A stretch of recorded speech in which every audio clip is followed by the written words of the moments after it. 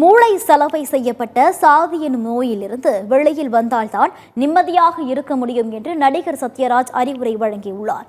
சென்னை ராயப்பேட்டையில் உள்ள விஎம் தெருவில் உள்ள பெரியார் சிலை அருகில் பெரியாரின் பிறந்த நாளை ஒட்டி சாதி நமக்கு அவமானம், மனிதன் நமக்கு அடையாளம் எனும் தலைப்பில் பொதுக்கூட்டம் நடைபெற்றது. இதில் நடிகர் சத்யராஜ் கலந்து கொண்டு சிறப்புரையாற்றினார்.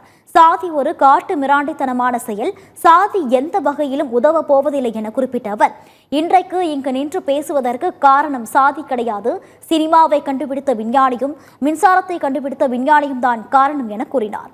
மூட நம்பிக்கை இருக்கும் வரை ஒரு சுதந்திரமான சிந்தனை வரவே வராது என்றும், தான் பெரியாரின் தொண்டனாக இருப்பதால் தான் மகிழ்ச்சியுடன் இருக்கிறேன் எனவும் நடிகர் சத்யராஜ் தெரிவித்தார். உண்மையிலேயே அவமானங்க, அது ஒரு காட்டு முராண்டித்தனமான செயல். உண்மையிலேயே இந்த சாதி உங்களுக்கு உதவ போறதே இல்லை. என்ன எடுத்துங்க, இன்னைக்கு நான் இங்கே நின்று பேசுறதுக்கு காரணம் சாதி கிடையாது, தாமஸ் ஆல்வா எடிசனும் லூமியர் பிரதர்ஸும் தான். யாருன்னு கேட்குறீங்களா? சினிமாங்கிற விஞ்ஞானத்தை கண்டுபிடிச்சவர், கரண்ட்டை கண்டுபிடிச்சது தாமஸ் ஆல்வா எடிசன்.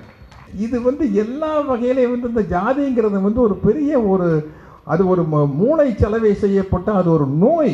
தந்தை பெரியார் அவர்கள் சொல்லுவாங்க, பொதுவாக இந்த மூட நம்பிக்கைகள், இந்த பழக்க வழக்கம் எல்லாமே நம்ம மூளைக்கு போடப்பட்ட ஒரு விலங்கு தாங்க.